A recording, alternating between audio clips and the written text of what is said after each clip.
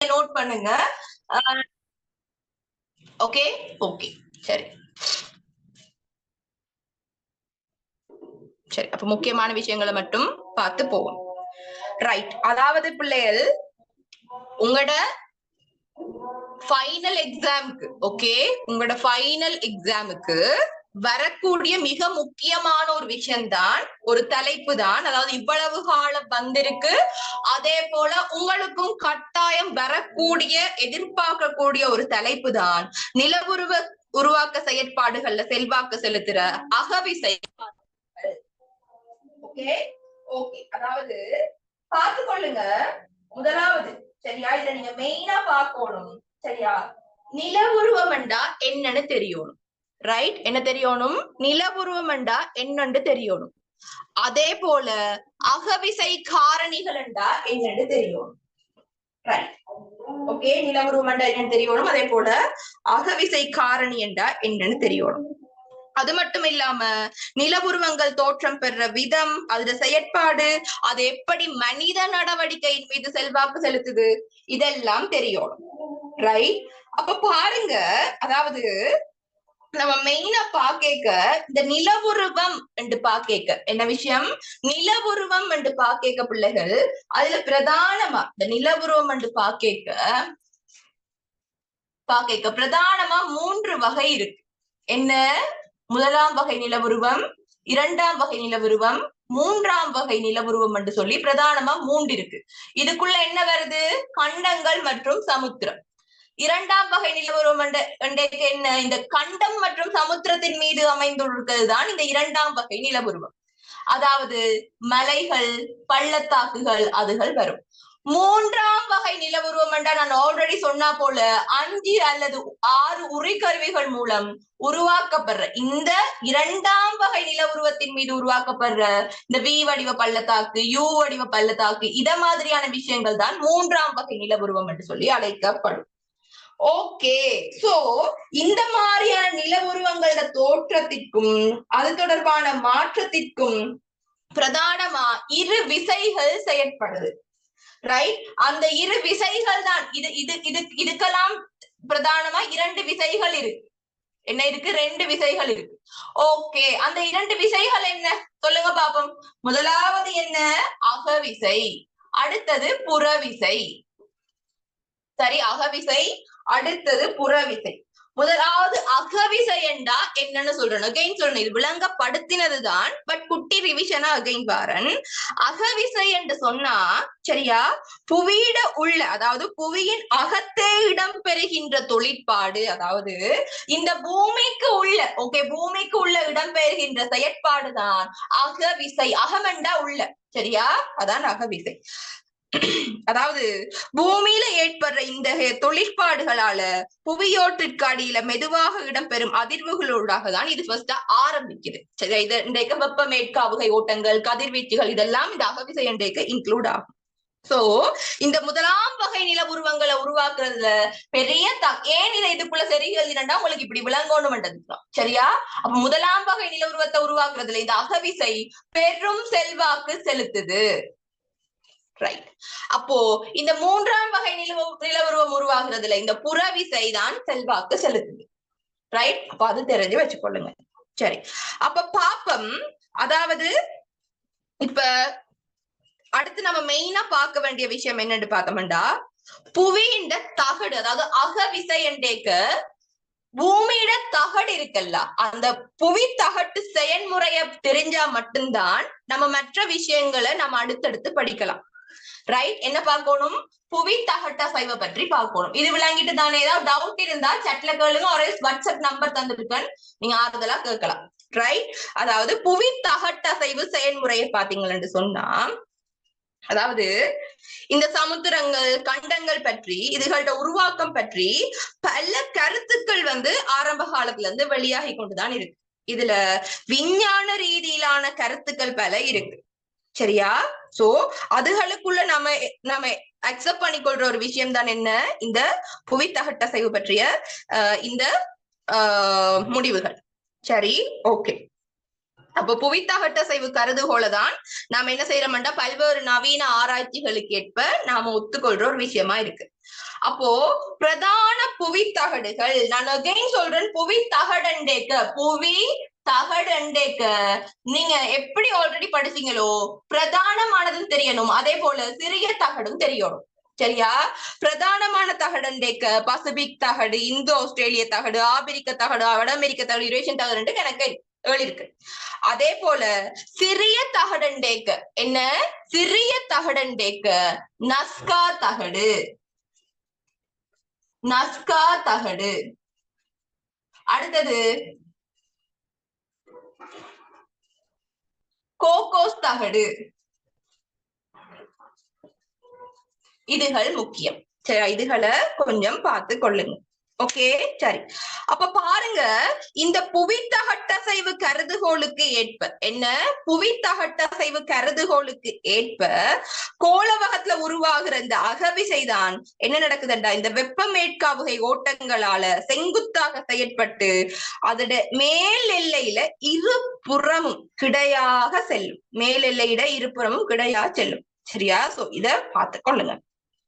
சரி, சோ இது மீண்டும் மீண்டும் இடம்பெறும் போது இந்த வெப்ப மேற்காவுகை செயற்பாட்டின் விளைவுகளாக இந்த தகடுகள் அசையும். அப்போ தகடு அசையும் என்றதுமே ஒரு பிள்ளைகள் நீங்க இந்த நம்பர் கேட்டுட்டு இருக்கீங்க, நான் இதுல எழுதி போடுறேன். Okay,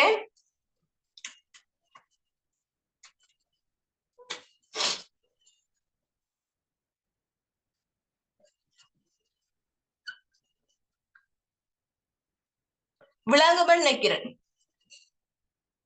okay, 0766415356. ரைட், சரி. அப்ப பார்த்து கொள்ளுங்க, தகடு அசைதண்டேக்க அந்த கணமே வாங்க, தகட்டு அசைவு அண்டேக்கவே என்ன செய்றீங்களா, அதை பிரதானமா 3ஆ பிரிக்கிறோம். எத்தனையா பிரிக்கிறோம்? 3. அதாவது தகடுகள் அசைவிற்கு உட்படுகின்ற விதத்திற்கு அமைய அதை எப்படி பிரிக்கிறோம்? தகடு எப்படி அசைவிற்கு உட்படுதோ அதற்கமைய அதை பிரதானமா 3ஆ பிரிக்கிறோம். அதாவது முதலாவது விலகும் தகட்டசைவு, விலகும் தகட்டசைவு. ரைட். அடுத்தது ஒருங்கும் தகட்டசைவு.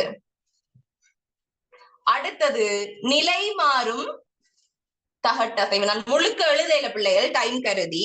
சரியா? விலகும் தகட்டசைவு, ஒருங்கும் தகட்டசைவு, நிலை மாறும் தகட்டசைவு. ரைட். ஃபர்ஸ்ட் திங், இந்த விலகும் தகட்டசைவை பற்றி பார்ப்போம். அகைன் அண்ட் அகைன் நான் சொல்றேன், என்றால் என்னன்னு கட்டாயம் வரதான் போகுது. பாஸ் பேப்பருக்கு நான் அகைன் சொல்றேன், உங்களுக்கு பாஸ் பேப்பருக்கு இது வந்திருக்கு, இனி இப்படி வரும் நான் ஆரம்பிச்சதுல இருந்து சொல்லிட்டு இருக்கேன். என்ன ஆரம்பத்துல இருந்தே எம்சிக்யூக்கு எப்படி வரும், வரை விளக்கணம் எதுக்கு வரும், அதுல எதை குறிப்பிட்டு எதை விளக்க சொல்லுவாங்கன்னு நான் உங்களுக்கு இதை படிப்பிச்சு அதுல எது எக்ஸாமுக்கு வர மட்டும் சொல்றேன். லாஸ்டா போக என்னென்ன வருஷம் வந்ததுன்றும் நான் சொல்லி அனுப்புறேன். ரைட். அப்ப பார்த்து கொள்ளுங்க.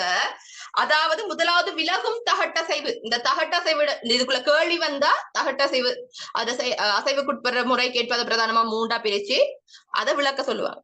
விளங்குதா? வரைபடத்தோட கீழ சொல்லுவாங்க. அதாவது விலகும் பிள்ளைகள் 2 தகடுகள் 2 திசைகளில் விலகி பிரிந்து, மார்க் த வேர்ட், விலகி பிரிந்து. அதாவது 2 தகடுகள் 2 திசைகள்ல விலகி பிரிந்து செல்லும் போது அது விலகும் தகட்டசைவு என அழைக்கப்படும். ரைட். சரி, ஓகே. அதாவது இங்க கோளவகத்தோட மேற்பகுதியில மக்மா என்ன நடக்கும்டா, புவியிட மேற்பரப்புக்கு சமுத்திர படுக்கைகள் உருவாகும். பூமிக்குள்ள நெருப்பு குழம்பு இருக்கு. சரி, அது மக்மா லாவாண்டு அதெல்லாம் கணக்க நீங்க குழப்பி கொண்டிருக்க டைம் இது இல்ல. ரைட். பாப்பம் என்னத்தை பத்தி சொல்லிட்டு தந்திருந்தேன் பிள்ளைகள்? விலகும் தகட்டசைவை பத்தி சொல்லிட்டு இருந்தேன். என்ன பார்த்தோம்? விலகும் தகட்டசைவு. ஓகே, முதலாவது வரைபடம் மூலமா இப்ப விளங்கப்படுத்துறேன்னு பார்த்துக்கொள்ளுங்க. கொஞ்சம் உயரமா கீறேன், எல்லாருக்கும் விளங்கணும். நான் படிப்புக்கே கீறி பாருங்க. சரி, விலகும் தகட்டசைவு முதலாவது வகை. அதாவது 2 புவி தகடுகள். படம் கீறலாம், உண்மையா நீட்டா கீறி பழகுங்க. ஃபார் எக்ஸாம்பிள் நட்சத்திரம் இருக்குன்றலாம் சும்மா இப்படி கீறியெல்லாம் வச்சுட்டு வராதிங்க. நான் அன்னைக்கு கிளாஸ் ஏக்கையும் விளங்கப்படுத்தினேன். இதுக்கண்டு தனியா மினக்கட்டன் ரீசன், அதுக்கும் மார்க்ஸ் இருக்கு படத்துக்கும். விளங்குதா? சோ அனுப்பிடுறா அப்பாக்கு. ரைட், இதான் என்ன? விலகும் தகட்டசைவு. ஓகே, அதாவது இங்க எத்தனை தகடுகள் இருக்கு இப்படி பாத்துக்கொள்ளுங்க. எத்தனை தகடுகள் இருக்கு? இது ஒரு தகடு, இது ஒரு தகடு. அப்ப 2 தகடுகள் இருக்கு. Right, okay. 2 திசைகள், இங்கால ஒரு பக்கம் போகுது, இங்கால ஒரு பக்கம் போகுது, இங்கால ஒன்று போகுது, இங்கால ஒன்று போகுது. அப்ப திசை என்ன செய்யப்படுது? திசை 1, இது திசை 2. அப்ப இரு திசைகள்ல ஒன்றா சேருதா? இல்லாட்டி இப்படி நிக்குதா? இல்ல, விலகுது, அடுத்து பிரிஞ்சு போகுது. சரியா? அதான் இந்த விலகும் தகட்டசைவு. இனி நீங்க எக்ஸாம்க்கு போனாலும் மறக்கப்படும்.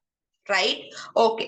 அடுத்து பார்த்துக்கொள்ளுங்க. இதால உருவாகுது, அதாவது விலகும் தகட்டசைவண்டா என்ன, அதுக்கு பட விளக்கம். அடுத்தது இதால என்ன உருவாகுது, இதுல விளைவு என்ன என்று பாக்க, அதாவது இங்க இருந்து இது விலகைக்கு. ஓகே, நம்ம ரெட் கலர் யூஸ் பண்ணுவோம். ஓகே, என்ன நடக்கும்டா, கோளோகத்திட மேற்பகுதியில இருந்து மக்மா புவியிட மேற்பரப்புக்கு வந்து புதிதான சமுத்திர படுக்கைகள் உருவாகும். என்ன உருவாகுது? எக்ஸாம்பிள் போட்டுக்கோங்க. என்ன உருவாகுது? பூமியில என்ன உருவாகுது? சமுத்திர மத்திய முகடுகள். ரைட், சமுத்திர மத்திய முகடுகள். ரைட், அப்ப அது விளங்கி இருக்கட்டும். அதான் விலகும் தகட்டசைவு. அப்போ பிள்ளைகள் இதை வச்சுதான் அடுத்தது நம்ம என்ன பார்க்க போறோம்டா, ஒருங்கும் தகட்டசைவண்டா என்ன, நிலைமாறும் தகட்டசைவண்டா என்ன, அதுக்கான பட விளக்கம், அதால உருவாகுறது என்ன. சிம்பிள், நான் சொன்னேன் சிம்பிள். ஜியோகிராபி இருந்து நீங்க புரண்டு படிக்கிற ஒரு பாடம் இல்ல, ஜஸ்ட் விளங்கி கொள்ளுங்க. சில விஷயங்கள் பாடமாக இருக்கு, சரியா? அதை மட்டும் பாடமாக்கி கொண்டு மற்றதெல்லாம் விளங்கினாலே நீங்க எடுக்கலாம். சரியா? விளங்கினாலே எடுக்கலாம். ரைட், அடுத்தது பாப்போம் ஒருங்கும் தகட்டசைவ பாப்போம். என்ன பாப்போம்? ஒருங்கும் தகட்டசைவ பார்க்க போறோம். ஒருங்குதல்ண்டா இப்படி ஜஸ்ட் நினைவு வச்சுக்கணும், ஒண்டா சேரும். ஒருங்குதல்ண்டா என்ன? ஒண்டா சேரும். அதாவது 2 தகடுகள் ஒன்றையொன்று நோக்கி நகர்தல், ஒன்றை நோக்கி ஒன்று நகரும். ரைட் பிள்ளைகள்? எல்லாரும் கீறுவீங்கன்னு நினைக்கிறேன். உங்களுக்கு எல்லாம் கீற தெரியுமா? இருக்கும், ஈஸியா பார்த்துக்கொள்ளுங்க. தெரியாது. அப்போ 2 புவித்தகடுகள் ஒன்றை நோக்கி, 2 புவித்தகடுகள் ஒன்றை நோக்கி ஒன்று, ஓகே, ஒன்று நகர்வதால நகர்றதுதான் நம்ம சொல்றது ஒருங்கும் தகட்டசைவு. சரி, இப்படி தகடுகள் ஒன்றை நோக்கி ஒன்று என்ன செய்யும்டா, ஒன்றை நோக்கி ஒன்று நகரும் போது என்ன நடக்குதுன்னு பார்ப்போம். சரி, நகரும்போது அதுல நலிவான தகடு அழிஞ்சிரும். என்ன நடக்கும்? நலிவான தகடு அழியும். அதாட்ட அப்படி சொல்லலாம், தளமான தகடு கீழறங்கும். சரி, இதனால நிலம் பல்வேறு மாறுதல்களுக்கு உட்படும். ரைட், சோ நம்ம இந்த ஒருங்கும் தகட்டசைவண்டாலே நம்ம சொல்லுவோம் அழியும். என்ன? அழியும் என்று சொல்லுவோம். இந்த ஓகே, இந்த ஒருங்கும் தகட்டசைவண்டாலே என்ன சொல்லுவோம்? இது அழிவை எதிர்நோக்கும். சரி சரி, அழிவண்டா இன்னொரு விஷயம் பார்த்துக்கொள்ளுங்க. இப்ப ஈவன் மடிப்பு மலைகள் உருவாக கூட இந்த 2 இடங்களும் அழிஞ்சு ஒன்றா சேருது. விளங்குதா? இந்த ஓரங்கள் அழியுது. ஓகே, சரி, அப்ப பார்த்துக்கொள்ளுங்க. அதாவது 2 தகடுகள், சரியா? இது வந்து இப்படி பார்த்துக்கொள்ளுங்க. இது கண்டத்தகடாகவும் இது கண்டத்தகடாகவும் இருக்கலாம், அல்லது இது சமுத்திர தகடாகவும் இது கண்டத்தகடு, இது சமுத்திர இது கண்டத்தகடாகவும் இருக்கலாம். அப்ப என்ன நடக்கும் என்று பார்ப்போம். சரியா? சரி, அதாவது இரு கண்டத்தகடுகள் ஒன்றை நோக்கி ஒன்று, சரியா, மோதும் போது மடிப்பு மலைகள் உருவாகும். இதுக்கு பெஸ்ட் எக்ஸாம்பிள் இமயமலை. என்ன பெஸ்ட் எக்ஸாம்பிள்? என்ன பிள்ளைகள்? இமயமலை தான் பெஸ்ட் எக்ஸாம்பிள். Right, okay. அடுத்து பார்த்துக்கொள்ளுங்க. அதாவது இந்த கண்டத்தகடு ஒன்று சமுத்திர தகடொன்றோட அமுழும் போது அகழிகள் தோற்றம் பெறும். அப்போ இமயமலை எதற்கான உதாரணம்? ஓகே, அடுத்தது என்ன? அடுத்தது இன்னொரு விஷயம் என்ன சொன்னேன்? அதாவது அகழிகள் தோற்றம் பெறும். இது மரியானா. இங்க ரெண்டு இது என்ன கண்டத்தகடு பிளஸ் கண்டத்தகடு. இப்படி நோட் பண்ணிக்கோங்க. சிம்பிள் பிள்ளைகள், ஜியோகிராபி சிம்பிள். மரியானா அகழி எப்படி உருவாகுது? சமுத்திர தகடு பிளஸ் கண்டத்தகடு ஒருங்கும் போது. ரைட், சரி, ஓகே. அது மட்டும் இல்லாம இந்த ஹவாய் தீவுகள், இந்த ஹவாய் தீவும் ஒரு பெஸ்ட் எக்ஸாம்பிள். அதாவது என்ன நடக்குதுண்டா, இங்க சமுத்திர தகடுகள் இடையோட்டு பகுதியை நோக்கி உள்ளே தள்ளப்படும் போது அந்த தகடுகள் வெப்பமடைஞ்சி உருகும். அதுக்கு பிறகு அந்த உருகிய அந்த அந்த தகடுகள் திரவமாக பெருக்கெடுத்து தீப்பாறை தீவுகள் உருவாகுது. அப்ப ஹவாய் என்ன? ஒரு தீப்பாறை தீவு. ரைட். அப்ப இதான் ஒருங்கும் தகட்டசைவு. அப்போ ஒருங்கும் தகட்டசைவண்டா என்ன? அதுக்கான பட விளக்கம், அதால உருவாகிற நிலவுருவங்கள் என்ன, அது எப்படி உருவாகுதுன்னு பார்த்துட்டோம். ரைட், குயிக்கா அடுத்தது நிலை மாறும் தகட்டசைவுக்கு போகும். ஓகே, நிலை மாறும் தகட்டசைவுக்கு போகும். அண்ட் இன்னொரு விஷயம் பிள்ளைகள், ஏதாவது ஒரு பாடங்கள் மெயினா படிப்பிக்கணுமெண்டா எனக்கு சொல்லுங்க, நான் அதை உங்களுக்கு செமினாரா செஞ்சு விடுவேன். ரைட், சரி. அப்ப நம்ம பாப்போம் நிலை மாறும் தகட்டசைவை இப்ப பார்க்க போறோம். அதாவது நிலை ஒருங்குதல் விலகுதல். ஓகே, அப்ப நிலை மாறுதல் பத்தி பார்த்தோம்னு சொன்னா என்னவா இருக்கும்? அதாவது தகடுகள் இரண்டு ஒன்றோடு ஒன்று உராஞ்சி செல்ற ஒரு அசைவு. அதாவது மூன்றாவது விஷயம்தான் என்ன? நிலை மாறும் தகட்டசைவு. ரைட். அப்ப இங்க என்ன செய்யும்டா,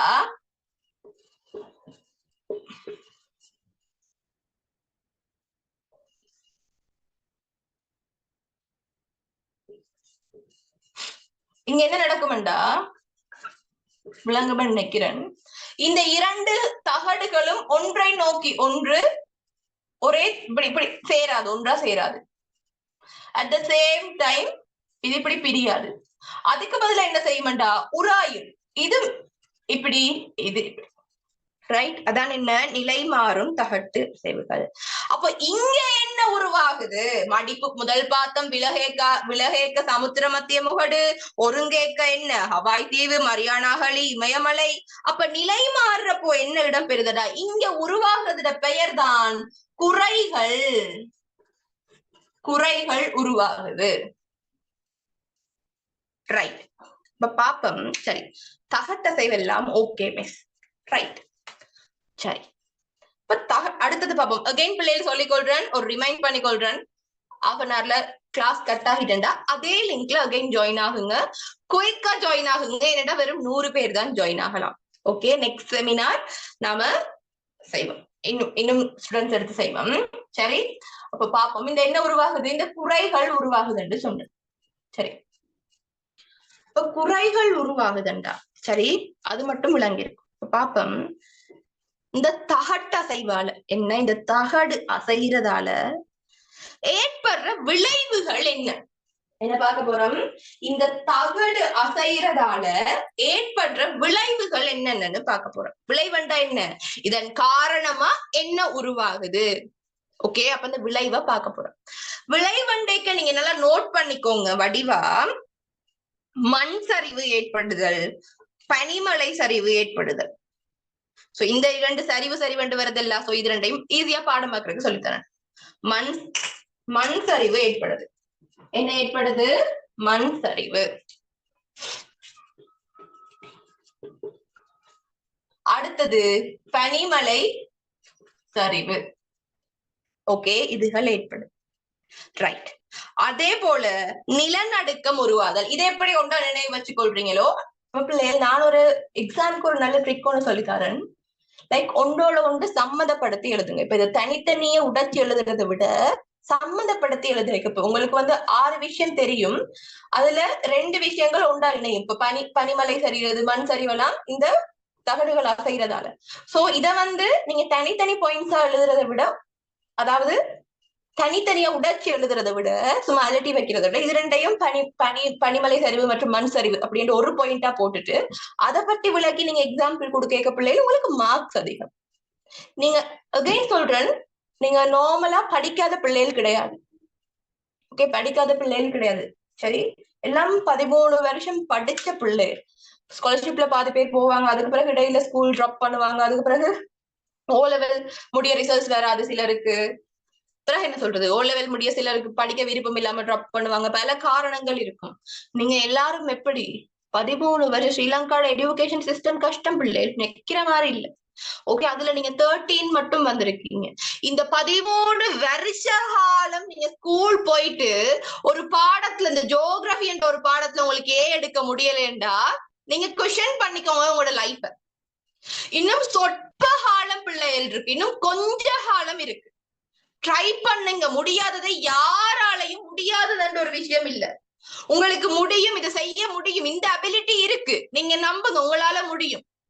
விளங்குதா? படிங்க, டைம் டேபிள் போட்டு படிக்க வலிக்கிடுங்க.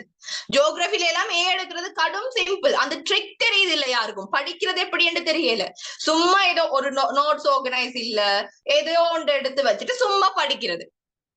அண்ட் டீச்சர்ஸ் கைட் படிக்கிறார்கள். நான் சொல்லுவேன், ஆசிரியர் வழிகாட்டியது, ஒரு ஆசிரியருக்கு வழிகாட்டு இதை படிப்பி என்று, அதான் முழு சிலபஸ்மாண்டா இல்ல. அதை மட்டும் படிச்சு நீங்க ரிசல்ட்ஸ் எடுக்கலாம், அது வந்து ஈஸியான ஒரு விஷயம் இல்ல. விளங்குதா? சோ ஹார்ட் ஒர்க் பண்ணுங்க, நல்ல நோட்ஸ் நல்ல ப்ரிஃபர் பண்ணி படிங்க. விளங்குதா? சோ இந்த மாதிரி விஷயங்களை மேற்கொள்ளுங்க. நான் கணக்கு கதைக்கையில இந்த விஷயத்துக்குள்ள அகைன் வருவேன். அகைன் சொல்றேன், 13 வருஷம் உங்க ஸ்கூல் லைஃப் முடிவு உங்களோட ஃபைனல் ஏ லெவல் எக்ஸாம். அதுல செகண்ட் ஸ்டடி எல்லாம் செய்யணும் நிக்காதீங்க, ஃபர்ஸ்ட் ஸ்டடியிலே பாஸ் பண்ணி போகணும். 3A எடுக்கலாம், நீங்க விரும்பி எடுத்த 3 பாடங்கள். உங்களோட லைஃப், அகைன் சொல்றேன், உங்களோட லைஃப் இது.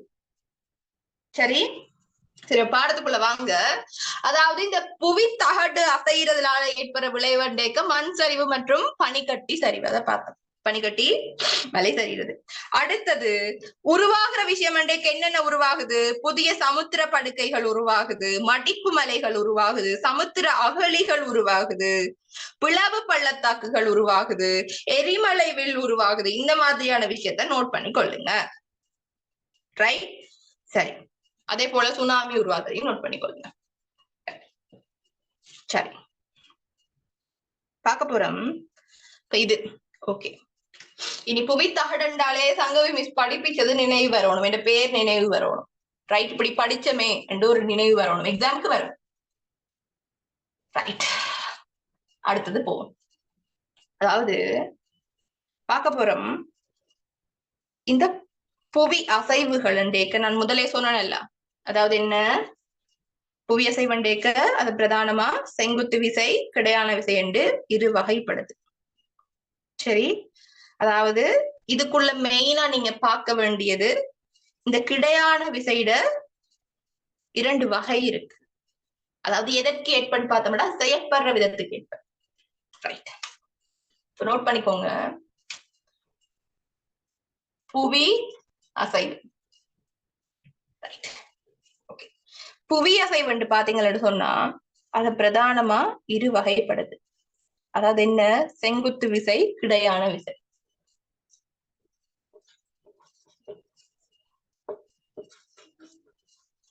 செங்குத்து விசை, கிடையான விசை. இந்த கிடையான விசை என்ன விஷயம்? இந்த கிடையான விசை இது பிரதானமா இரு வகைப்படுது. அதான் நீங்க நம்ம பார்க்க போறோம். இதை பத்தி தான் நம்ம நிறைய படிக்கணும். அதாவது அமுக்க விசை, அடுத்தது என்ன? இழு விசை. ரைட், ஓகே பிள்ளை. சரி, பாப்போம். அதாவது அமுக்க விசை தொழிற்பாட பத்தி பார்ப்போம். முதலாவது நம்ம என்ன பார்க்க, அமுக்க விசை தொழிற்பாட பத்தி பார்த்தோம்டா, அதாவது அமுக்க விசை என்று சொல்றது இரு புறத்திலையும் இருந்து வர விசை தொழிற்பாடுகள் காரணமாக ஏற்படுற ஒரு அமுக்கம். சரியா? அதாவது இரு புறமும் இருந்து என்ன செய்ய மாட்டா ஒரு விசை தொழிற்படும், அதனால அமுக்கம் உருவாகும் போது அதுதான் நம்ம அமுக்க விசை தொழிற்பாடு என்று சொல்றோம். இதனால பாத்தீங்கன்னா பாறை படைகள் என்ன நடக்கும்டா, மடிப்புகள் மற்றும் பிளவுக்கு உட்படும். சரி, என்ன இடம்பெறும்? பாறை படைகள், மடிப்பு, அதே போல பிளவுகள் உட்படும். சரி, அப்ப பாப்பம் இந்த அமுக்க விசையால பிரதானமா 7 இருக்கு, நோட் பண்ணிக்கோங்க. அமுக்க விசையண்டேக்கு 7. இதெல்லாம் இப்படி மார்க் பண்ணி படிச்சீங்களா பிள்ளைகள், எக்ஸாம் போகைக்கு அந்த நம்பரோட இந்த தாள் உங்களோட கண் முன்னாடி நிற்கும். ஓகே, ஹார்ட் ஒர்க் பண்ணுங்க, hard work never fails. Okay, சரி பாப்பம்.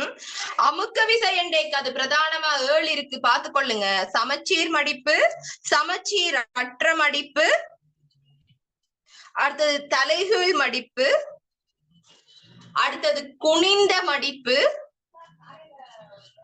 அடுத்தது மேலுதைப்பு மடிப்பு, அடுத்தது விசிறி மடிப்பு, அடுத்தது மேல் மடிப்புள் மடிப்பும் கீழ் மடிப்புள் மடிப்பும். ரைட்? ஓகே, பாருங்க, நல்லா பார்த்து கொள்ளுங்க. இதுல நீங்க சமச்சீர் மடிப்பு, சமச்சீரற்ற மடிப்பு, விசிறி மடிப்பு, குனிந்த மடிப்பு, இந்த நாளையும் எப்பவும் எழுதுறதுக்கு ரெடி ஆகி கொள்ளுங்க பிள்ளைகள். இது படமும் ஈஸி, நீங்க கன்ஃபியூஸ் ஆக தேவையில்லை. உங்களுக்கு அதை விளக்குறதும் ஈஸியா இருக்கும். ரைட்? படமும் ஈஸி. சரி, அப்போ இதுக்கு நான் படம் கீறாம இந்த யூனிட்டை டப்பண்டு முடிப்பமென்று பார்த்தேன். என்னடா நாளைக்கு புறவிசை பார்த்து விடுவோம்னு சொல்லி. சரி, இது ஈஸி தான், ஜஸ்ட் சிம்பிளா நான் கீறி போறேன். சரி,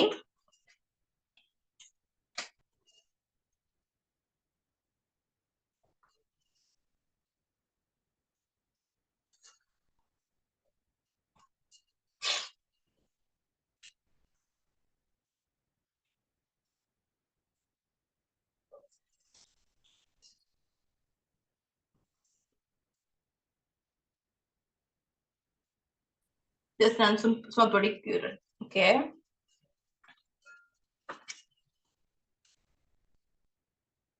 இதான் நம்ம சமச்சீர் மடிப்புன்னு சொல்லுவோம். ஓகே, அதாவது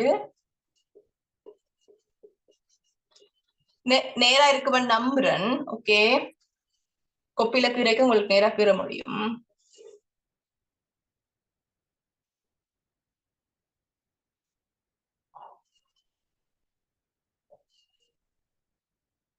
ரைட், சரி, இதான் என்ன சமச்சீர் மடிப்பு.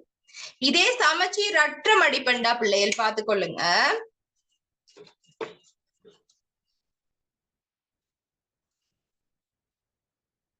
அடுத்தது என்ன பார்க்க போறோம்? சமச்சீர் அற்ற மடிப்பை பத்தி பார்க்க போறோம். அதாவது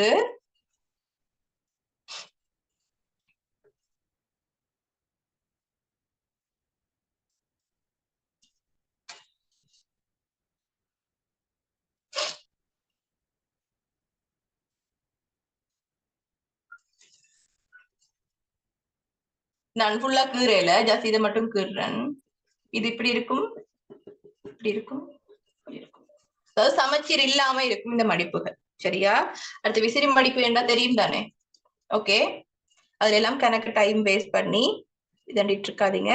குனிந்த மடிப்பண்டைக்க இப்படி இப்படி இப்படி தொடர்ந்து வரும். ரைட்? சரி, வேஸ்ட் பண்ணாதீங்க மீன்ஸ் இத படிக்காம இருங்கன்னு நான் சொல்லல, விளங்குதா? இப்ப நான் ஒரு நாளைக்கும் இன்றைக்கும்குள்ள நான் அகவிசை அண்ட் புறவிசை முடிக்கணும். சோ இந்த படமெல்லாம் முதல் கீறி விளங்கப்படுத்தினது போல அப்படி ஃபுல்லா கீறின டைம் இருக்காது. That's why. ஓகே, ஓகே, சரி. அப்ப பாப்பம், அதான் என்ன அமுக்க விசை. அப்ப அமுக்க விசை என்றா என்ன, அமுக்க விசை என்றா என்ன, அமுக்க விசை தொழிற்பாடு பத்தி விளக்க தெரியணும். அடுத்து அமுக்க விசை காரணமாக ஏற்படுற நிலவுருவங்கள் தெரியணும். அதுல 4 படத்தோட கீறி விளங்கப்படுத்த தெரியணும். ரைட்? அடுத்து பாப்போம் இழுவிசை. என்ன பார்க்க போறோம்? இழுவிசைய பார்க்க போறோம். அதாவது ஓகே, பார்த்து கொள்ளுங்க, ஒரு புள்ளியில இருந்து இரு பக்கமும் விலகி செல்ற சக்தி தான் இழுவிசை. என்ன? அதாவது ஒரு புள்ளியில இருந்து இரு பக்கமும், அகைன் சொல்றேன் பிள்ளைகள், நீங்க என்னண்டா இதையும் மற்ற பாடங்களையும் குழப்பி கொள்ள வேணாம். தகட்டசைவு, இழுவிசை எல்லாம் போட்டு குழப்பி ஒரு பண்டலா வச்சிருக்காம வடிவா கிளியரா விளங்கிக் கொள்ளுங்க. நான் பிள்ளைகள் வர்ற பிள்ளையும் சொல்லிடுறேன் உங்களுக்கு. ஓகே, படிப்பிக்கு ஓகே, எப்படி நினைப்பீங்க? ஷா வடிவா விளங்குது, எல்லாம் ஓகே, இவ்வளவு காலம் நினைச்சிட்டு இருப்பீங்க, எல்லாம் விளங்குது அப்படின்னு நினைச்சிட்டு இருப்பீங்க. ஆனா எக்ஸாமுக்கு போனது எழுதிட்டும் வருவீங்க, கேட்டவங்க நான் எல்லாம் எழுதினேன். பட் எது எது குழம்புவீங்க பிள்ளைக்கும் எதுல நீங்க அவதானமா இருக்கணும் மட்டும் நான் சொல்றேன். எக்ஸாம்க்கு எப்படி படிக்கணும், எதை படிக்கணும், எப்படி இவ்வளவு காலம் வந்திருக்கு, இனி எப்படி வரும், அந்த இனி எப்படி வாரதுக்குள்ள எம்சிக்யூ எப்படி அங்கால விளங்கப்படுது, எப்படி அதை எப்படி அதுகளும் சொல்லிட்டேன். அடுத்து என்ன சொல்றேன்? எதுல கொஞ்சம் அவதானமா இருங்கண்டும் சொல்றேன். பிளவிடக்கூடிய சான்சஸ் எதுல இருக்கண்டும் சொல்றேன். சரி, அப்ப பாப்பம் இழுவிசை என்றா என்னன்னு சொல்லி கொடுத்தேன். ரைட்? இழுவிசை என்றா என்னன்னு சொல்லி கொடுத்தேன். ரைட்? அப்ப பார்த்து கொள்ளுங்க பிள்ளைகள். அதாவது குறித்த ஒரு புள்ளியில இருந்து இரு பக்கமும் விலகி செல்ற சக்தி தான் இந்த இழுவிசை என்று அழைக்கப்படும். அதாவது இந்த இழுவிசைக்கு உட்படும் போது புவியிட தகடு அதிர்வுக்கு உட்பட்டு இருபுறமும் விலகி செல்லும். சரியா? இதனால ஒரு பகுதி மேல் நோக்கி உயர்ந்து அதே போல இன்னொரு பகுதி கீழ் நோக்கி அமிழ்ற ஒரு நிலைக்கும் உருவாகலாம். சோ அந்த அது இரண்டு துண்டுகள் ஆகும் போது அதுக்கு இடையில ஏற்படுற இடைவெளியை தான் நம்ம என்ன சொல்றோம்னா குறை என்று சொல்றோம். ஆக அந்த குறை 6 வகை இருக்கு. அதாவது சாதாரண குறை, என்ன சாதாரண குறை, நேராய்வு குறை, அமுக்க குறை, சாதாரண குறை, நேராய்வு குறை, அமுக்க குறை, பிதிர்வு குறை, அடுத்தது பிளவு பள்ளத்தாக்கு, அடுத்தது படிநில தொடர் குறை. பிள்ளைகள் இதை நோட் பண்ணுங்க. சாதாரண குறை, நேராய்வு குறை, படிநில தொடர் குறை, பிளவு பள்ளத்தாக்கு, அமுக பள்ளத்தாக்கு. இதுகளை நினைவுபடுத்திக் கொள்ளுங்க. ரைட். அப்ப இதான் விஷயம். ஓகே, சரி. அப்ப புவி தகடு படிக்க பிள்ளைகள் உங்களுக்கு நான் இதெல்லாம் ஏர்லியாவே என்னென்ன படிக்க போறோம் உங்களுக்கு நினைவு இருக்கா? நான் செமினார் ஸ்டார்ட் பண்ணிக்கே இதெல்லாம் படிக்க போறோம் ஏர்லியாவே நான் உங்களுக்கு விளங்கப்படுத்தி இப்ப அதை பத்தி டீப்பா வாரேன். விளங்குதா? முதலே புவி நடுக்க பரம்பல் எல்லாம் சொன்னேன். சரி. அப்போ அதாவது நீங்க எல்லாரும் ஃபுட்பால் பார்த்திருப்பீங்க பாருங்க. இனி பார்க்காச்சு. சரி, அதுல பாத்தீங்கன்னா அதுல எப்படி ஒவ்வொரு பகுதிகளும் இணைக்கப்பட்டிருக்கும், கிட்டத்தட்ட அந்த மாதிரி தான் ஒன்றோடு ஒன்று இணைக்கப்பட்டிருக்கு. சரியா? அதுக்கண்டு அதே தானே எக்ஸாம்பிள் எழுதி வைக்கிறேன் இல்ல, ஜஸ்ட் அந்த பிளேட்டட்ஸ பத்தி விளங்கி கொள்றதுக்காக உங்களுக்கு நான் சொல்றேன்.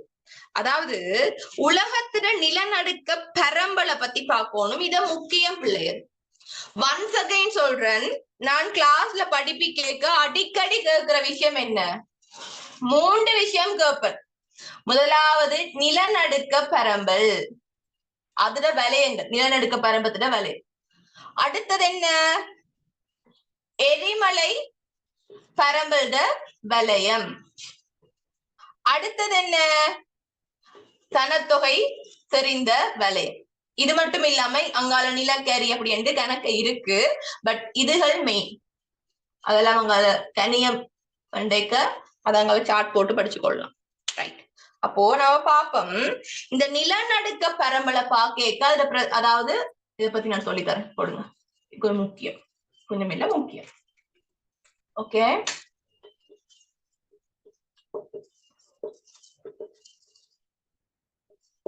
ஓகே பாருங்க. அதாவது உலகத்துல நிலநடுக்க பரம்பல் புவி நடுக்கங்கள் பார்த்தோம்னா குறிப்பிட்ட பிரதேசத்துல அதிகம் இடம்பெறுது. எப்படி?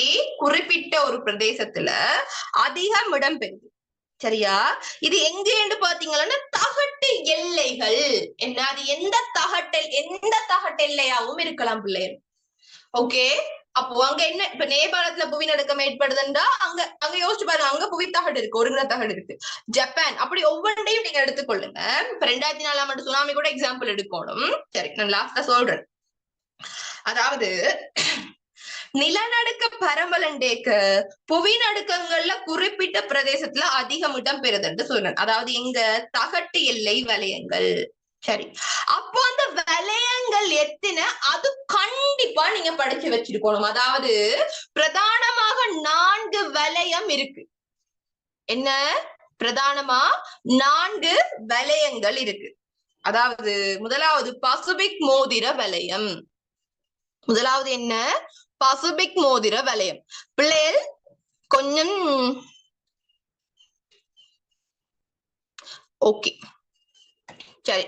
கிளாஸ் கட் ஆகினா அகைன் சரி, இப்போ இதை நான் விளங்கப்படுத்துறேன். அடுத்த அகைன் இதே லிங்க்ல ஜாயின் ஆகுங்க, அப்பதான் ஈஸியா இருக்கும். இல்லாட்டா குறையில நிற்கும். சரி, விளங்குற நினைக்கிறேன் எல்லாரும். Right. Hello ma'am. Yes ma'am, கொஞ்சம் ஒயிட் போர்ட்ல லைட் அடிக்குது மேம், விளங்குது இல்லை. Okay, wait.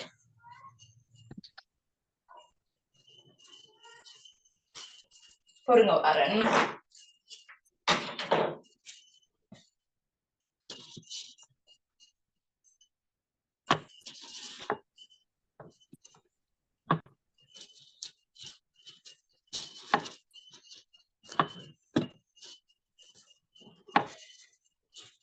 ஓகே, இது எதுவும் செய்ய முடியல இப்போதைக்கு.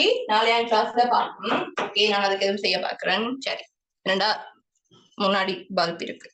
ரைட், பிள்ளைகள் பாருங்க. அதாவது உலகத்திட நிலநடுக்க பரம்பல் என்ன பார்க்கணும்?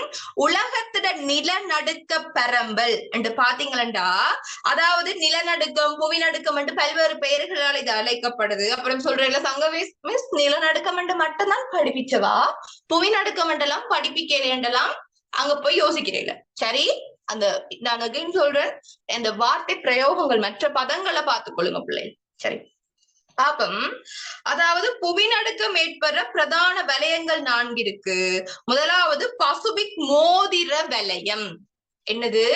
பசுபிக் மோதிர வலயம். இதுக்கு பிரதானமா பிள்ளைகள் நான் சொன்ன போல 4 வலயங்கள் இருக்கு. அதாவது முதலாவது என்ன? பசுபிக் மோதிர வலயம். ஓகே, அடுத்தது என்ன? எப்படி நோட் பண்றேன் இந்த நாளை. ரெண்டாவது என்னன்னு பாத்தீங்களா? மத்திய தரை இமாலய வலயம். என்ன? மத்திய தரை இமாலய வலயம். ஓகே, அடுத்தது மத்திய அத்திலாந்திக் சமுத்திர வலயம். இது ரெண்டையும் குழம்பப்படா. மத்திய அத்திலாந்திக் சமுத்திர வலயம். அடுத்தது பார்த்துக்கொள்ளுங்க பிள்ளைகள், ஆபிரிக்க பிளவு பள்ளத்தாக்கு வலயம். ஆபிரிக்க பிளவு பள்ளத்தாக்கு வலயம். ரைட், அதாவது இந்த பசுபிக் சமுத்திரம் இருக்குல்ல, இந்த பசுபிக் சமுத்திரத்தை பாத்தீங்கன்னா, அதாவது புவிநடுக்கத்துல 70% அதிகமாக இடம்பெறுறது இந்த பசுபிக் சமுத்திரத்துல. சரி, புவிநடுக்கம் இடம்பெறுது. சோ புவிநடுக்கத்தோட தொடர்புடைய அனர்த்தங்கள் என்றேக்க சுனாமி, நிலச்சரிவு, இந்த மாதிரி உட்கட்டமைப்பு வசதிகள் அழிதல், உயிர் சேதம் ஏற்படுதல்.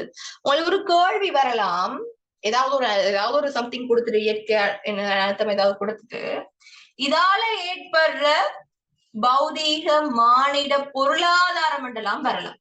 எல்லாத்துக்கும் ப்ரிப்பேர் ஆகி கொள்ளுங்க. ஏனெண்டா 2019ஆம் ஆண்டு இந்த சிலபஸ்ல ஃபர்ஸ்ட் எக்ஸாம் வந்தது. சிலபஸ் இப்ப மாற போகுது. சோ சிலபஸ் வெயிட்ட காட்டுறதுக்காக உங்களுக்கு பேப்பர் ஈஸியா வர மட்டும் நெச்சு கொண்டு போகாதீங்க. எப்பவும் A லெவல் பேப்பர் ஈஸி இல்ல, அப்போ ஈஸியா வரும் செஞ்சுட்டு வரலாம்னு யோசிக்காதீங்க. ஏனண்டா டஃப்பா தான் வரும். ஐ கெஸ் இல்ல, உங்களுக்கே தெரிஞ்சிருக்கணும் என்னடா அந்த வெயிட்ட காட்டுறதுக்காக சிலபஸ். பாப்பம் இந்த அதாவது புவி தகடுகள் அசைறதால நிலநடுக்கம் உருவாகுது. அடுத்து எரிமலைய பத்தி பார்ப்போம்.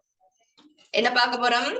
எரிமலை தொழிற்பாட பார்க்க போறோம். பிள்ளைகள் இதுக்கெல்லாம் எனக்கு தனி ஒரு கிளாஸே வேணும்.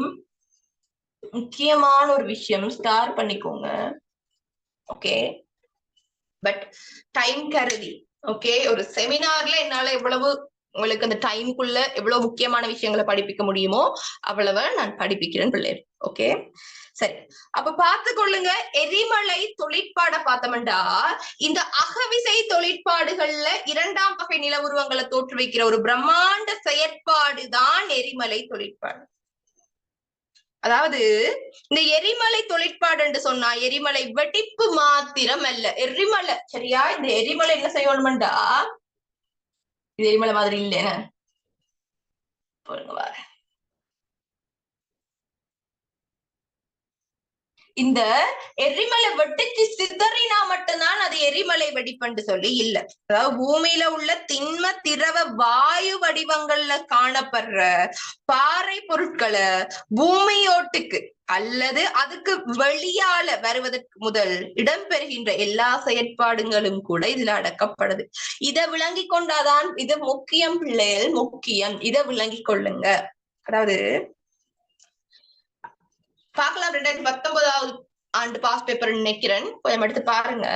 அதாவது எரிமலை செயல்முறையை ஏற்படுத்துற பிரதான காரணிகள் 4 இருக்கு. என்ன? எரிமலை செயற்முறையை ஏற்படுத்துற பிரதான காரணிகள் 4 இருக்கு. அதாவது இத வெப்பநிலை, அமுக்கம், அதே போல காலம், இடைவெளிகள் மற்றும் மூட்டுக்கள். இந்த இடைவெளிகள் மற்றும் மூட்டுக்கள் என்றது ஒரே பாயிண்ட். அதாவது இந்த எரிமலையை ஏற்படுத்துற பிரதானமான 4 காரணிகள் இருக்கு. ரைட், 4 காரணிகள் இருக்கு. அதாவது என்னென்ன? வெப்பநிலை, அமுக்கம், காலம், இடைவெளிகள் மற்றும் மூட்டுகள். சோ இதுகளை விளங்கப்படுத்த தெரியும். இதுல 4 குறிப்பிட்டு 2 விளங்கப்படுத்த கேட்கலாம். அதே போல எரிமலை வலயங்கள், புவிநடுக்க வலயங்கள் எவ்வளவு முக்கியமோ அதே போல முக்கியமானதுதான் இந்த எரிமலை வலயங்கள். பாருங்க, எரிமலை வலயம் என்றைக்க இதுவும் 4 இருக்கு. எரிமலை வலயங்களும் 4 இருக்கு. 4 வலயம் இருக்கு. எல்லாம் கிரேட் 1 பிள்ளைகளிலே கஷ்டப்பட்ட தனித்தனியான உறுப்புமை எழுதணும். இது விளங்குதுதானே? அதாவது வலயம் என்று பாத்தீங்கன்னு சொன்னா நல்லா பார்த்து கொள்ளுங்க. அதாவது பசிபிக் வலயம், அதாவது இது பசிபிக் நெருப்பு வலயம் என்று அழைப்போம். அடுத்தது மத்திய தரைக்கடல் பிரதேசம். என்ன? மத்திய தரைக்கடல் பிரதேசம். அடுத்தது ஆப்பிரிக்க பிளவு பள்ளத்தாக்கு வலயம். அடுத்தது மத்திய சமுத்திர தகட்டு எல்லைகள் சார்ந்த வலயம். என்ன? தகட்டு எல்லைகள் சார்ந்த வலயம். அது மட்டும் இல்லாம எரிமலைகள், அதாவது உலகத்துல இருக்க பிரதானமா இந்த 8 எரிமலைகள், 8 எரிமலைகள், இந்த 8 எரிமலை அதுல நாடு. இத கண்டிப்பா தெரிஞ்சு வச்சுக்கொள்ளுங்க. அதாவது பார்த்துக்கொள்ளுங்க, உலகத்து பிரதான எரிமலைகள் என்றேக்க இந்த ஹவாய் தீவுகள்ல இருக்க மவுனலோவா, ஜப்பான்ல பியூஜியாமா, பிலிப்பைன்ஸ்ல இருக்க பினாட்டுபோ, ஐஸ்லாந்துல ஹெக்லா, இந்தோனேஷியா நல்ல ஃபேமஸ் கரகட்ரோவா, ஓகே, சிசிலியில எட்னா, ஓகே, இத்தாலி விசுவிசியஸ். அது மட்டும் இல்லாம சென்ட் ஹெலோனாண்டு இருக்கு, அதாவது அமெரிக்க ஐக்கிய குடியரசுல இருக்கு. சோ இதுகள் மிக முக்கியமா குறிக்கவும் தெரியணும். சரி, அப்ப இதான் விஷயம். சோ இப்படி இருக்க இந்த எரிமலைகள் சரியா 70% பசிபிக் சமுத்திர தாண்டி இருக்கண்டும் நான் சொன்னேன். அதே போல பிரதானமான எரிமலைகள் இருக்க நாடும் சொன்னேன். ரைட், அப்ப இதான் எரிமலை. ஓகே, அகைன் சொல்றேன், டைம கருத்துல கொண்டு நான் கொஞ்சம் முடிஞ்ச அளவு ஸ்பீடா போறேன். ஓகே, என்னடா இதெல்லாம் நான் இத படிப்பு கேட்க உலக படமத்தில் குறிக்கிறதும் இதே ஸ்பாட்ல படிப்பிச்சு போகணும். பட் டைமுக்காக நான் அடுத்தது போறேன். சரி சரி, அடுத்து பாப்பம். அப்ப யோசிச்சுக்கோங்க, அந்த இடத்துல நீங்க இது செஞ்சு இப்படி படிக்கணும்ன்றதையும் நான் சொல்றேன். ஓகே சரி, அதாவது பார்த்துக்கொள்ளுங்க, எரிமலைய பாத்தீங்கன்னா பிரதானமா 3 வகைப்படுத்துறோம். எரிமலையை என்ன பிள்ளைகள் செய்யறோம்? 3 வகைப்படுத்துறோம். எதற்கு அமைய என்று பாத்தீங்கன்னா செயற்பாட்டிற்கு அமைய. செயற்பாட்டிற்கு அமைய 3 வகைப்படுத்துறோம். பார்த்துக்கொள்ளுங்க, அதாவது அவிந்த எரிமலை, உறங்கும் எரிமலை, உயிர்ப்பு எரிமலை என்று சொல்லி இத பிரதானமா 3ஆ பிரிக்கிறோம். என்ன? அவிந்த எரிமலை, அடுத்தது உறங்கும் எரிமலை, அடுத்தது உயிர்ப்பு எரிமலை. சரி, அவிந்த எரிமலை என்று சொன்னா உங்களோட விலங்கு அவிஞ்சது என்று நினைச்சுக்கொள்ளுங்க. அதாவது ஆல்ரெடி வெடிப்பு, கக்குகை அதுகளெல்லாம் நிகழ்த்தி இனிமேல் ஒரு வெடிப்பையோ கக்குகையோ ஏற்படுத்தாது. இது ஆபத்து அற்றது. ஓகே, அதான் அவிந்த எரிமலை. ஒரு காலத்துல செயற்திறனோட இருந்தது, இப்போ செயல் இழந்துட்டு. அடுத்தது உறங்கும் எரிமலை என்று சொன்னா பாருங்க, தற்போது அமைதியாக இருந்தாலும் எதிர்காலத்துல வெடிக்க கூடியதுதான் நம்ம என்னன்னு சொல்றோம்? உறங்கும் எரிமலை என்று சொல்றோம். நித்ரா கொள்து, ஜஸ்ட் இப்போ என்ன செய்யுது? அது நித்ரா கொள்து, அது வெடிக்கலாம். அடுத்தது உயிர்ப்பு எரிமலை. உயிர்ப்பு எரிமலை என்றா அது உயிரோட இருக்கு.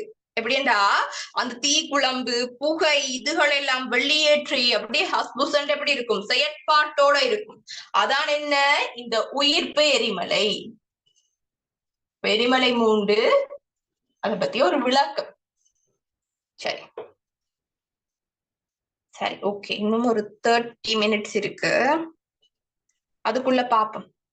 ரைட், இதுக்குள்ள குயிக்கா நான் இத முடிக்கிறேன். அதாவது எரிமலை சார்ந்த நிலவுருவம் மண்டேக்க பிரதானமா தீப்பாறை தொழிற்பாட்டோட தொடர்புடைய நில உருவங்களா இரண்டா பாக்குறோம். அதாவது என்ன, தள்ளல், அடுத்தது தலையீடு என்று சொல்லி இரண்டு பாக்குறோம். அதாவது பிள்ளைகள் இப்படி பார்த்துக்கொள்ளணும்.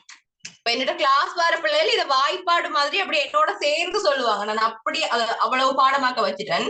சோ நீங்களும் தயவு செஞ்சு பாடமாக்கி கொள்ளுங்க பிள்ளைகள். அதாவது பூமிக்கு உள்ளே, சரியா, பூமிக்குள்ள காணப்படுற, எதுக்காக இது விளங்கப்படுத்த போறேன்னு அகைன் சொல்றேன், இதை நல்லா பார்த்துக்கொள்ளுங்க.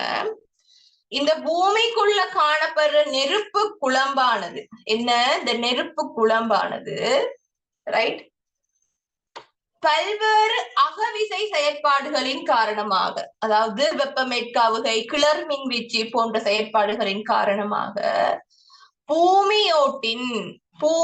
ஓட்டின் நொய்தான அல்லது பலவீனமான அல்லது மூட்டு முடிச்சுகளினூடாக வெளியேறி, ஓகே, அது வெளியேறி ஒரு நில உருவத்தை உருவாக்குது. சோ அது எப்படி வெளியேறி உருவாக்குதுன்றதுக்கு அமைய பார்த்தோம்னா தலையீடும் தள்ளல் என்றும் சொல்றோம்.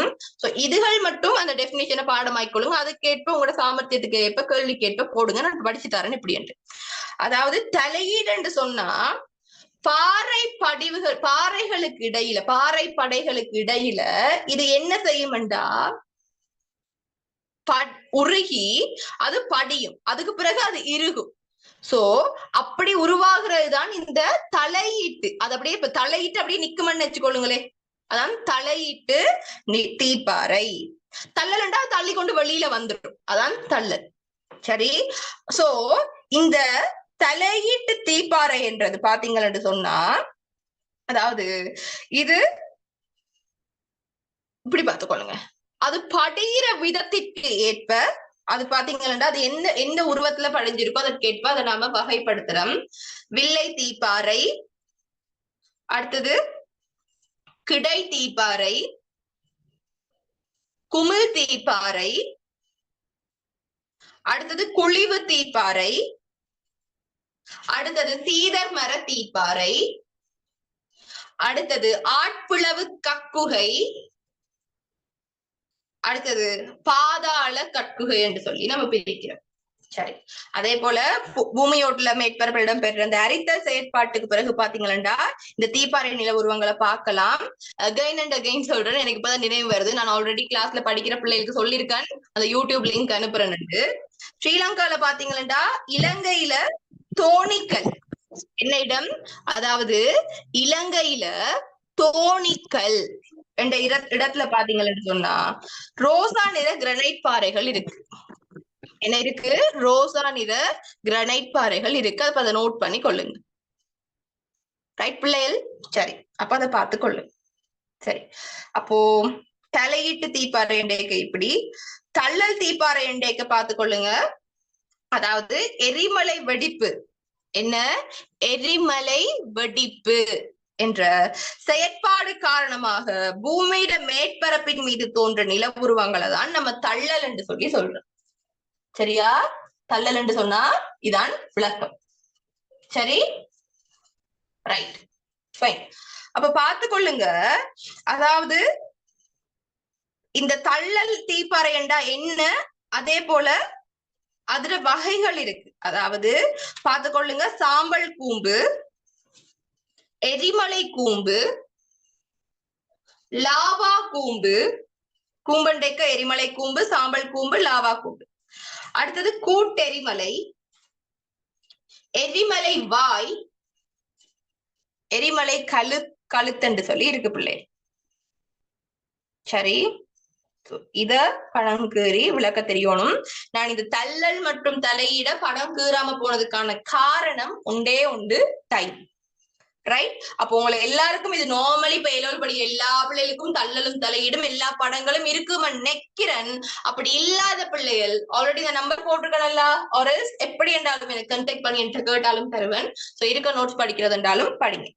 சரி, அப்போ பாப்போம். சரி, இப்ப தள்ளல் தலையிட பத்தி விளங்கப்படுத்துறேன். சரி, அடுத்து இந்த சந்தர்ப்பத்துல பிள்ளைகள் இன்னொரு விஷயத்தையும் நீங்க பார்ப்போம். அதாவது உங்களுக்கு இதை இன்க்ளூட் பண்ணியிருக்காங்க வெந்நீர் ஊற்றுக்கள். என்ன விஷயம்? வெந்நீர் ஊற்றுக்கள். நம்ம சொல்லுவோம் சுடு தண்ணி கிணறு சொல்லுவோம். ஓகே, சுடு தண்ணி கிணறு சொல்லுவோம். அதான் விஷயம். அதாவது இது எப்படி உருவாகுது என்று சொன்னா பல்வேறு வகையில உருவாகுது. பார்த்துக்கொள்ளுங்க. இந்த தள்ளல் தீப்பாறைகள் அண்டிய பகுதிகள்ல வெந்நீர் ஊற்று கொதிநீர் ஊற்றுகள் வந்து நம்ம அதிகமா பார்க்கலாம். இந்த நீங்க லைக் பேர் கிரில்ஸ் மேன் விசஸ் வைல்ட் அந்த மாதிரி ப்ரோக்ராம்ஸ் எல்லாம் பாத்தீங்கன்னா எரிமலை கண்மையில போய் சுடு தண்ணி எல்லாம் எடுப்பாங்க. அப்படி நிறைய விஷயங்கள் மீட் அதுக்குள்ள போட்டு அவர் பாயில் பண்ணுவார், வேக வச்சு சாப்பிடுவார். அந்த மாதிரி விஷயங்கள் பார்த்திருப்பீங்க. அதாவது இப்படியான விஷயங்களால இந்த எரிமலை, அதாவது தள்ளல் தீப்பாறைகள் அண்டிய பகுதியில வெந்நீர் ஊற்று உருவாகுது. இத கொதிநீர் ஊற்றுன்றும் சொல்லுவோம். ஆனா எல்லா இந்த கொதிநீர் ஊற்றுகளும் எரிமலையால தோற்றுவிக்கப்படாது. அப்ப நீங்க யோசிக்கணும், ஸ்ரீலங்கால கன்னியால இருக்குல்ல, அப்ப நீங்க யோசிக்கலாம் எரிமலை இருக்கா, ஸ்ரீலங்கால எரிமலை வெடிக்க போகுதான்னு யோசிக்கலாம். சரி, எல்லாம் புத்தகம் எல்லாம் கட்டி கொண்டு வெளியே வலிக்கிற இல்ல, இதை விளங்கி கொள்ளுங்க. ஓகே, அதாவது பூமியிட மையத்தை நோக்கி செல்லும் போது வெப்பம் என்ன செய்யும்? குறையும். ஓகே, இந்த டைம் நான் இன்னொரு விஷயம் சொல்றேன். வெப்பம் குறைஞ்சா அமுக்கம் அதிகரிக்கும். இதை நோட் பண்ணிக்கோங்க. சரியா? இது எல்லாத்துக்கும் யூஸ் ஆகும். அங்காலே காலநிலை படிக்க எல்லாத்துக்கும் யூஸ் ஆகும் பிள்ளைகள். அதுக்காக தான் சொல்றேன். சில விஷயங்கள் படிக்க MCQக்கு வரும், அதுக்கு வரும் மட்டும் நான் சிலதுகளை இன்க்ளூட் பண்ணிருக்கேன். சோ அந்த மாதிரி படிங்க. என்னடா எப்பயுமே படிக்க இன்னொரு பாடத்தோட ஜாயின் பண்ணி எங்க அது ஹெல்ப் பண்ணுதுன்னு பாருங்க. சரி, அப்ப பாப்பம். அதாவது பூமியிட மையத்தை நோக்கி செல்ல செல்ல வெப்பநிலை படிப்படி அதிகரிக்கிறதால ஆழப்பகுதியில நீர் என்ன செய்யும்டா கொதிநிலைக்கு உட்படும். சரியா? சோ இதனாலையும் இந்த வெப்ப நீரூற்றுகள் உருவாகும். சரியா? சோ இந்த கொதிநீர் இப்படி கொதிச்ச நீர் வெளியே வரும்போது வெப்ப நீரூற்றுகள் உருவாகுது. ரைட்? ஓகே, சோ பிள்ளைகள் உங்களுக்கு இந்த 2 hours 7 மணிக்கு ஸ்டார்ட் பண்ணிடணும். என்ன அப்போ இந்த 7 மணி தொடக்கம் இந்த 9 மணிக்குள்ள ஒரு யூனிட்டை நான் படிப்பிச்சு முடிச்சிருக்கேன். ஓகே, என்ன செஞ்சிருக்கேன்? ஒரு யூனிட்டை நான் படிப்பிச்சு முடிச்சிருக்கேன். அப்போ இதுல ஏதாவது விளக்கம் குறைவா இருந்தாலோ ஒரு ஏதாவது இருந்தா நீங்க என்கிட்ட கேட்கலாம். சரியா? நான் இந்த பாடத்துல ஒரு தெளிவான விளக்கத்தை கொடுத்துட்டேன். எனக்கு அந்த மன திருப்தி இருக்கு. ஒரு 1 hourல எவ்வளவு விளங்கப்படுத்தலாமோ எல்லாம் விளங்கப்படுத்திட்டு, எதுவும் இருந்தா உங்களுக்கு சட்ல கேக்க ஷை எதுவும் இருந்தா பொறுங்க, மியூட் பண்ணுவேன். சரி, அப்படி எதுவும் இருந்தா நீங்க என்ன செய்யலாம்னு சொன்னா நீங்க என்னட்ட சாட்ல ஒரு எப்படி என்றாலும் டவுட்ஸ் எதுவும் இருந்தா கேட்டுக்கொள்ளுங்க. ஈவன் சாட்ல பிரைவேட்டா கூட நீங்க மெசேஜ் போடலாம். ரைட்?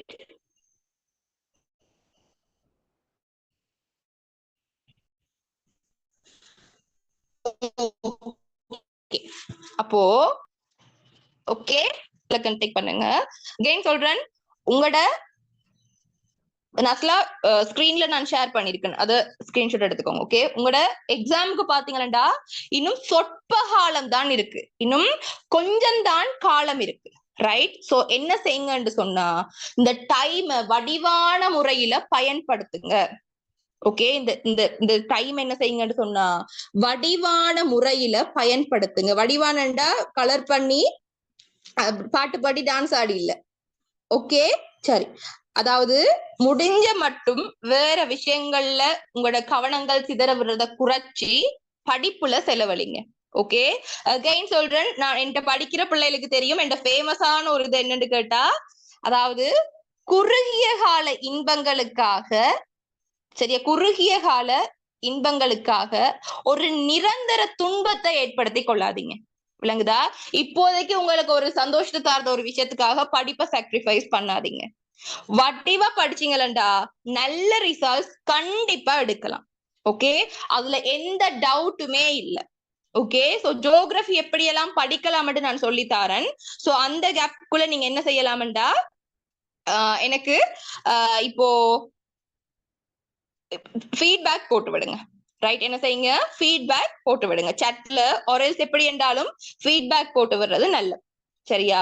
அப்போ இன்றைக்கு செமினார் 1 ஹார்ல உங்களுக்கு ஒரு 2 மணித்தியாலத்துல ஒரு யூனிட்டையே நான் படிப்பிச்சு முடிச்சிருக்கேன். உங்களுக்கு அது விளங்குதா? ஒரு ஃபுல் யூனிட் படிப்பிச்சு முடிச்சிருக்கேன். பாஸ் பேப்பர்ல எது வரும் வராது, இதுல எது முக்கியமா நீங்க படிக்கணும், சோ எல்லா விஷயங்களையுமே நான் இன்க்ளூட் பண்ணி இதுல படங்கள் கீறது மெயினா சிலதெல்லாம் கட்டாயம் படம் கீற தெரியணும் என்ன, சோ அதுகள் எல்லாம் சொல்லி எல்லாமே விளங்கப்படுத்திருக்கேன். சோ இதுல ஏதாவது ஒரு டவுட் அப்படி எதுவும் இருந்தா நீங்க என்கிட்ட கேட்கலாம். சரி, குரூப் லிங்க்கும் போட்டிருக்கேன். அண்ட் வேற எதுவும் விஷயம் வேணுமெண்டா கேளுங்க. நாளைக்கு அப்ப நான் புறவிசை படிப்பிப்பேன். ஓகே, இந்த டார்கெட் அதுதான், 2 டேஸ்ல எப்படி இருந்தாலும் முடிக்கணும். சரி, உங்களோட ஃபீட்பேக் போடுங்க பிள்ளைகள். அதே டைம் நான் சொல்லிக்கொள்றேன் ஜியோகிராஃபி எப்படி படிக்கணும். ஜியோகிராஃபி வெறுமனே பாடமாக்கி படிக்கிற ஒரு பாடம் இல்ல. எந்த அளவுக்கு விளங்கி கொள்றீங்களோ அந்த அளவு உங்களுக்கு ஈஸியா இருக்கும் ஜியோகிராஃபி. ஓகே, ஜியோகிராஃபின்றது கஷ்டம் இல்ல. நிறைய பேர் ஃபெயில் விடுற பாடம், சியும் எஸ்ஸும் எடுக்கிற பாடம் இந்த ஜியோகிராஃபியா இருக்கு. ஓகே, நான் ஃபர்ஸ்ட் கிளாஸ் ஏக்க பொலிட்டிக்கல், மீடியா, ஜியோகிராஃபி மூன்றும் செஞ்சேன். பட் இப்போ நான் ஜியோகிராஃபி மட்டும்தான் செய்யறேன். காரணம், ஜியோகிராஃபிக்கு நல்ல Z ஸ்கோர் இருக்கு. அடுத்தது பிள்ளைகள் எடுத்தா ரிசல்ட்ஸ் குறையிற விகிதம் விளங்குதா, ரிசல்ட்ஸ் வந்து குறைய எடுக்குது. அப்போ நான் மினக்கிறது இந்த பாடத்துல என்னடா நல்ல Z ஸ்கோர் எடுக்கலாம், பிள்ளைகள் நல்லா வரணும்ண்டு. சோ டைமை வடிவா யூஸ் பண்ணுங்க பிள்ளைகள், வடிவா படிங்க. அப்படி படிச்சா மட்டும்தான் உங்களோட ஃபியூச்சர் நல்லா இருக்கும். ஓகே, நல்ல டைம் இருக்கு, டைம் டேபிள் போடுங்க, படிக்க வலிக்கிடுங்க. இப்ப நோட்ஸ் அரேஞ்ச் பண்ணிக்கோங்க. என்ன செய்யுங்க, எல்லாத்துக்குமான நோட்ஸ் அரேஞ்ச் பண்ணிக்கோங்க. பாடங்கள் முழுக்க நோட்ஸ் எடுத்து வச்சுட்டு செல்ஃப் ஸ்டடி பண்ணுங்க. முடிஞ்ச மட்டும் வெளியில போறது வரதுகளை தவிருங்க. வெளிக்கிட்டு போகணும் வரணும் என்ற விஷயங்களை தவிருங்க. ஏனென்றா நேரத்தை மிச்சப்படுத்தி எவ்வளவு சீக்கிரம் நல்ல படிக்கலாமோ, எவ்வளவு பயனுள்ளதாக உங்களுக்கு படிக்க முடியுமோ அவ்வளவு பயனுள்ளதாக உங்களோட டைமை யூஸ் பண்ணிக்கோங்க. ஓகே, சோ அப்படி என்றா மட்டும்தான் உங்களுக்கு நல்ல ரிசல்ட்ஸ் கிடைக்கும். சோ ஜியோகிராஃபி என்ற மெயினா 3 செக்ஷன்ஸ் இருக்கு. சரியா? Human geography, practical, physical and 3 இருக்கு. ரைட், அப்போ நீங்க என்ன செய்யணும்னு கேட்டா, இது 3லயும் எந்தெந்த யூனிட்ஸ் இருக்கு, அதுல ஆக கஷ்டமானது எது, ஈஸியானது எது, முக்கியமானது எது, ஆக முக்கியமானது எது, அதே போல இந்த வருஷம் வரக்கூடியது எது எல்லாம் பார்த்து என்ன செய்யுங்கன்னு கேட்டா, ஒரு உங்களுக்கண்டு ஒரு டைம் டேபிள் போட்டு படிக்க வெளிக்கிடுங்க. சரி, சோ அப்படி வெளிக்கிடுங்க. எதுவும் ஹெல்ப் பண்ணுமெண்டா என்னட்டு கேளுங்க. அண்ட் இன்னொரு விஷயம் என்னட்டு கேட்டா, நாளைய செமினார்ல சந்திப்போம். ஓகே, செமினார் ஸ்டார்ட் ஆகிக்க குயிக்கா ஜாயின் ஆகுங்க.